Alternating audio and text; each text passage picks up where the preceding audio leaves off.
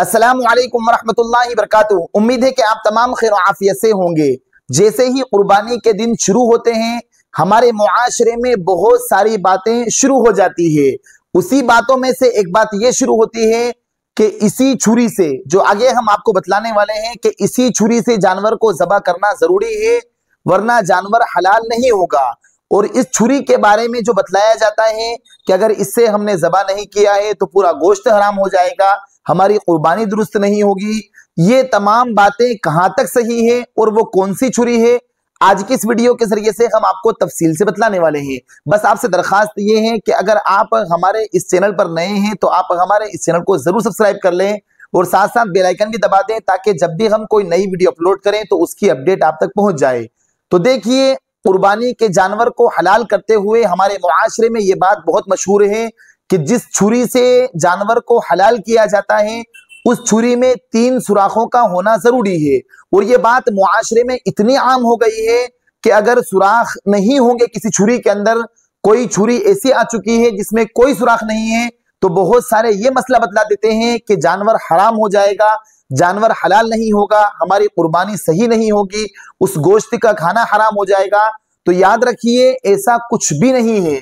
चाहे हम ऐसी छुरी से हलाल करें जिसमें कोई सुराख नहीं है, या हम ऐसे छुरी के अलावा कोई और चीज से जिसमें अच्छी धारदार चीज है उससे हलाल करें, तब भी हमारी कुर्बानी का जानवर बिल्कुल दुरुस्त हो जाएगा। तो याद रखिए, ये जो अवाम के दरमियान में मशहूर किया जाता है कि कुर्बानी के जानवर की जो छुरी होती है उसका 3 सुराख का होना जरूरी है, उसमें 3 सुराख नहीं होंगे तो हमारी कुर्बानी सही नहीं होगी, इन बातों की कोई हकीकत नहीं है।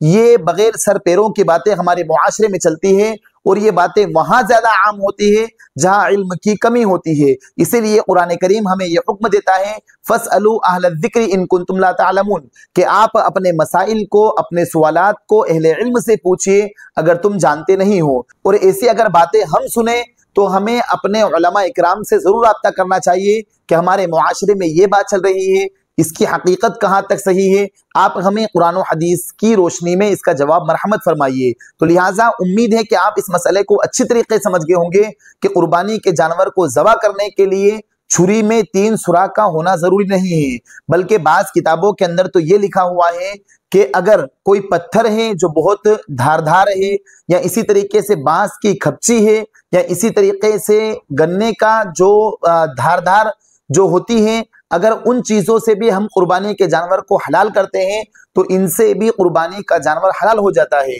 तो लिहाजा धारदार चीज का होना ये अफजल है कि कुर्बानी के जानवर को जिस छुरी से हम ज़बह करते हैं वो धारदार हो, ताकि कुर्बानी के जानवर को ज्यादा तकलीफ ना हो और वो फौरन ज़बह हो जाए।